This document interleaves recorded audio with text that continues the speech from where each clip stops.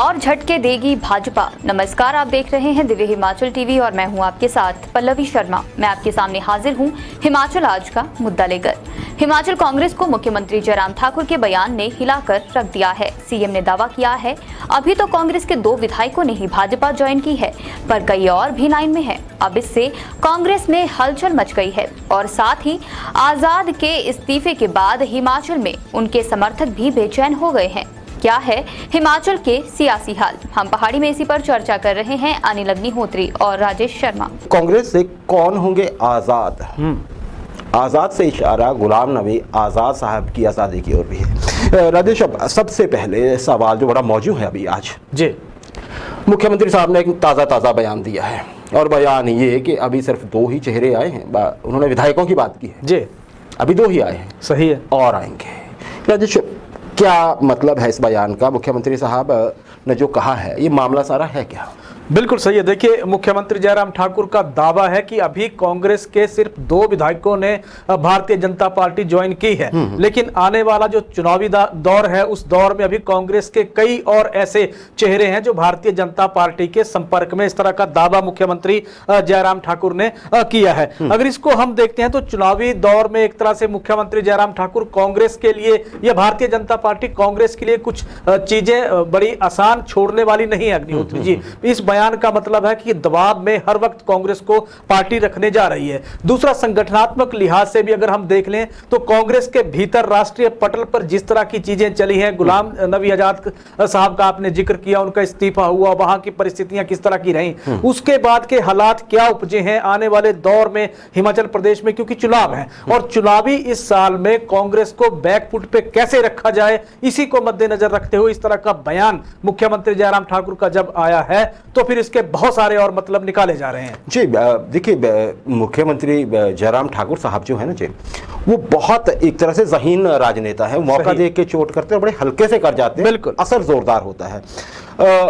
लेकिन राजेश, ध्यान दीजिए, कुछ समय पहले मुख्यमंत्री साहब ने ये कहा था कि टिकट जब हम देंगे तो ये जरूरी नहीं है कि जो कांग्रेस से सभी लोग आ रहे हैं उनको टिकट की गारंटी मिलेगी। बिल्कुल, खैर वो अलग बात थी। अब उसी बयान को इस बयान से जोड़ते हुए मेरा सवाल है आपसे, बाहरी नेताओं की जब एंट्री हो रही है भाजपा में, हम पहले भी बात कर चुके हैं, भाजपा संगठनात्मक रूप से बहुत मजबूत पार्टी है। मंडल जहां पे नेता आ रहे हैं और ये सुगबुगाहट हो रही है कि या जो टिकट इनकी होगी, मंडल नाराज हो रहे हैं। राजेश, सही है। अब जब मुख्यमंत्री साहब ने बयान दिया है, पहले जो बयान दिया था ये माना गया था कि उनको शांत करने के लिए है, लेकिन अब जो बयान दिया गया है इसके मायने क्या है?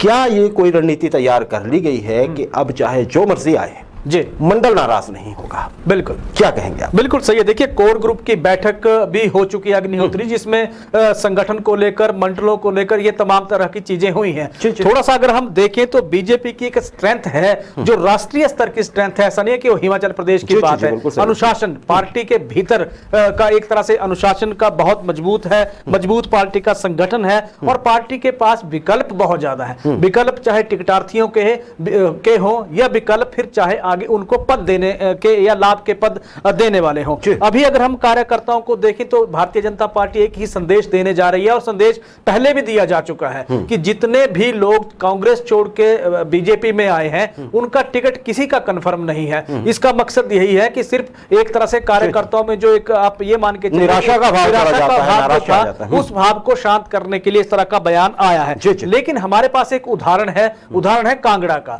कांगड़ा मंडल में आप देखिए कि पवन काजल कांग्रेस छोड़ के बीजेपी में आए, बीजेपी में आने के बाद जो एक भगदड़ यहां कांगड़ा मंडल में बच गए, उसके बाद सरेआम जनसभा तक हुई जिसमें टिकट के दावेदारों ने ऐलान तक कर दिया कि अगर इनको टिकट दिया तो फिर परिस्थितियां पार्टी के लिए ठीक नहीं होंगी।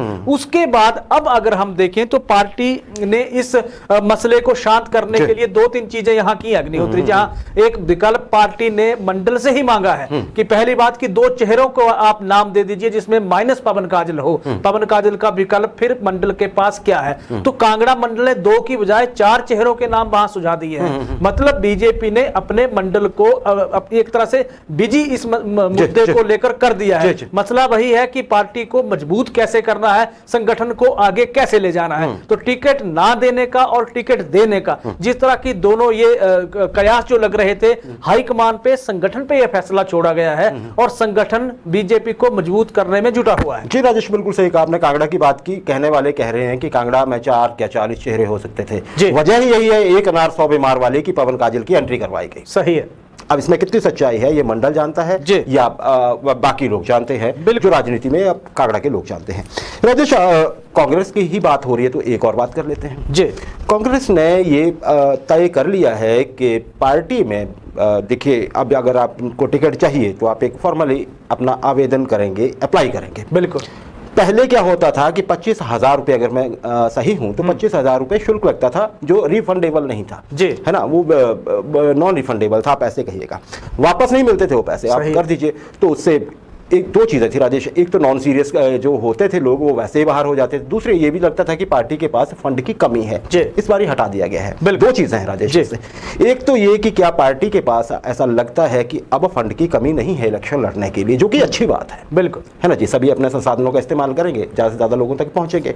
और दूसरी बात क्या इससे ये होगा सच में ही कि ऐसे लोग जो कि बहुत प्रतिभाशाली हैं लेकिन उनके पास पैसे नहीं आवेदन करने के लिए, इसलिए वो पीछे रह जाते थे, वो भी आएंगे और फिर कांग्रेस बैठेगी और चाहे फिर वो चाहे कैसा भी कार्य करता है जिसने आवेदन किया और बिल्कुल सही कैंडिडेट को ही टिकट मिलेगा। क्या इन दोनों विषयों में क्या कहेंगे आप? बिल्कुल सही। देखिए, कांग्रेस ने इस बार का फैसला बहुत सराहनीय फैसला है। हर कार्यकर्ता कांग्रेस का इस फैसले की तारीफ कर रहा है अग्निहोत्री जी। बड़ी बात यह है कि 2017 में आपने जिक्र किया, 2017 में ये 25,000 की जिस तरह का फंड पार्टी के लिए कहा गया था वो जुटाया वहां गया था, वापिस नहीं हुआ था।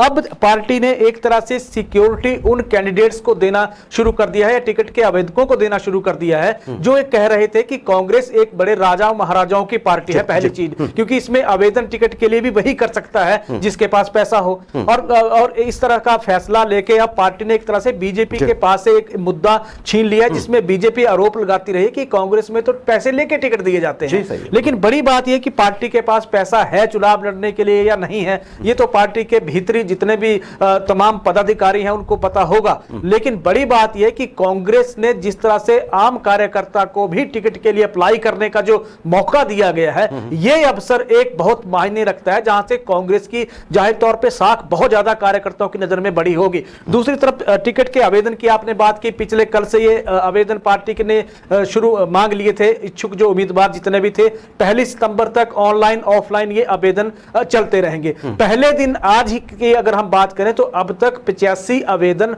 हो चुके हैं अग्निहोत्री जी टिकट के लिए। प्रदेश भर से कांग्रेस के टिकट के लिए आवेदन अभी तक पार्टी के पास पहुंच गए हैं और ये आवेदन पहुंचने का सिलसिला लगातार शुरू हो गया है। इसके बाद अब इसकी छंटनी प्रक्रिया शुरू हो जाएगी। प्रदेश कांग्रेस कमेटी टिकटों की छंटनी करेगी, उम्मीदवार की छंटनी करेगी। बिल्कुल, उसके बाद फिर वो नेशनल या राष्ट्रीय कार्यकारिणी को भेजे जाएंगे, उसके बाद फिर टिकट फाइनल होंगे। एक अच्छा फैसला है और इस फैसले की कांग्रेस का हर कार्यकर्ता इस बार सराहना कर रहा है। राजेश, एक सवाल कांग्रेस ही उठा रहे हैं जी कि क्या कांग्रेस पार्टी को यह पता नहीं है कि उनके मंडल में कौन से जिताऊ चेहरे हैं? जी, और क्या ऐसा होगा सच में ही कि कोई साधनहीन बड़े समय से काम करने वाला कार्यकर्ता किसी सितारों से भरे हुए विधानसभा क्षेत्र में टिकट के पास भी पहुंच पाएगा? ये भी एक सवाल है। बिल्कुल। गुलाम नबी आजाद, हमने बात वहीं से शुरू की थी, बहुत बड़े नेता कांग्रेस पार्टी के, अब नहीं है, कल इस्तीफा दे चुके राजेश। बिल्कुल। जिस अंदाज में उन्होंने इस्तीफा दिया है और जो कह के इस्तीफा दिया है जी, क्या हिमाचल कांग्रेस पे असर पड़ेगा? क्योंकि उन्हीं चेहरों के सहारे बहुत सहारा होगा हिमाचल कांग्रेस को चुनावों में और प्रचार में। बिल्कुल। क्या आपका इसमें क्या राय है? बिल्कुल सही है। देखिए, पिछले कल इन्होंने इस्तीफा दे दिया और इस्तीफा कांग्रेस की प्राथमिक सदस्यता से भी दे दिया अग्निहोत्री जी, और कांग्रेस के लिए एक झटके की तरह है, क्योंकि जो गुलाम नबी आजाद है कांग्रेस की महत्वपूर्ण कमेटियों का हिस्सा रहे हैं, जम्मू कश्मीर के मुख्यमंत्री रहे हैं, 5 बार राज्यसभा के सांसद रहे हैं, तो बहुत महत्वपूर्ण, या 7 साल से वो विपक्ष में राज्यसभा में अहम भूमिका निभा रहे थे विपक्ष के नेता के तौर पर। अभी जिस तरह का इस्तीफा उन्होंने दिया है, G20, एक्चुअली अगर हम देखें तो G23 जो इन्होंने समूह बनाया था, जिस समूह का एक तरह से ग्रुप ऑफ 23 जो मेंबर्स थे इसमें बने हुए थे, उन्होंने कांग्रेस के संगठन में सुधार के लिए पार्टी आला कमान को कुछ सुझाव दिए थे, और उसके बाद जो सुझाव दिए थे उन सुझावों पर जब अमल नहीं हुआ अग्निहोत्री जी, तो वहां से एक तरह से संकेत मिलना शुरू हो गए थे, या पार्टी के भीतर से ही इनके खिलाफ आवाजें उठना शुरू हो गई थी। अब हिमाचल के संदर्भ में देखें तो हिमाचल में चुनाव बिल्कुल उनके इस्तीफे के साथ ही अब अगले महीने से आप मान के चलिए कि अक्टूबर दिसंबर महीने से आचार संहिता प्रदेश में लगने जा रही है,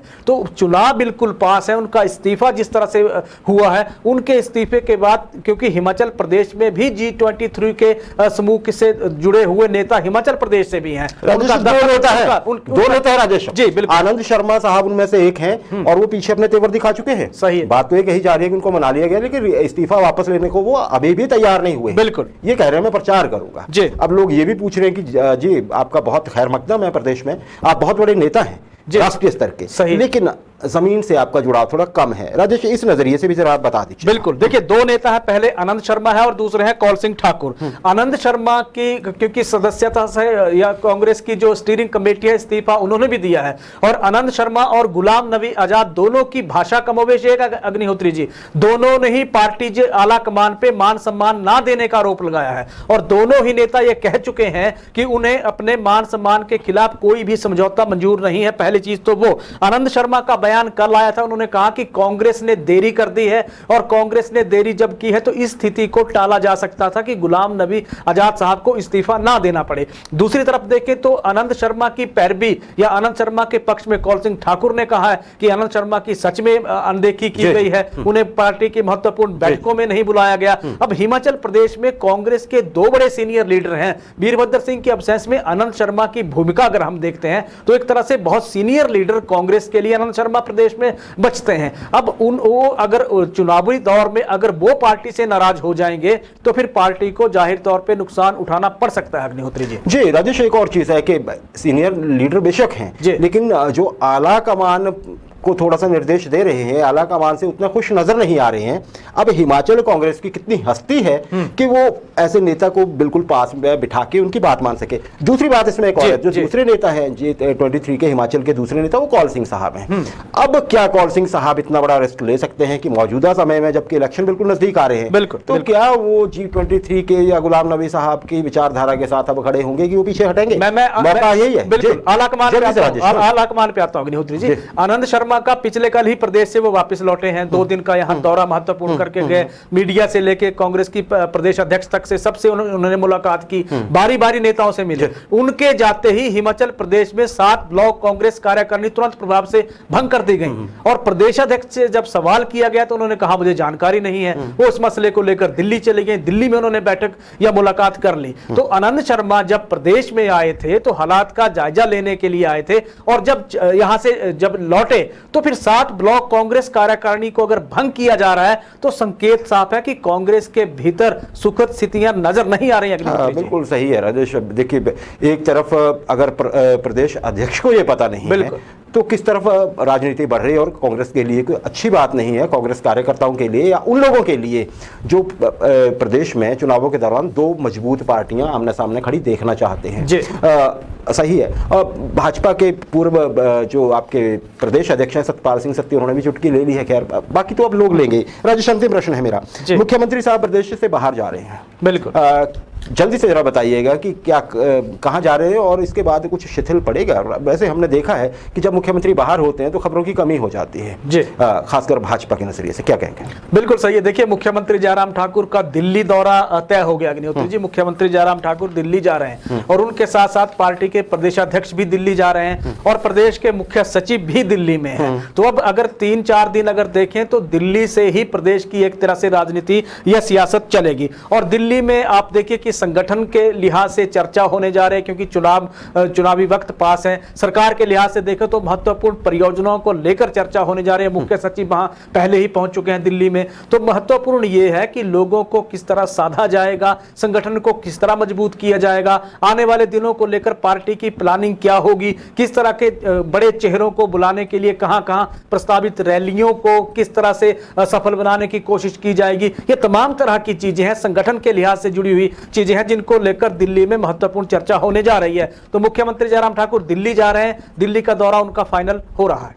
जी, आप देखते हैं खबरें किस तरह से आती हैं क्योंकि दिल्ली की खबरें मोस्टली कम होती हैं हमारे पास कि मुख्यमंत्री साहब ने यहाँ बात की, वहाँ की बाकी अजम्पशंस होती हैं और थोड़ी सूत्रों के हवाले से जो होगी हमारे पास अवेलेबल वो आपको हम बताएंगे, सियासत के नजरिए से भी और प्रदेश के नजरिए से भी।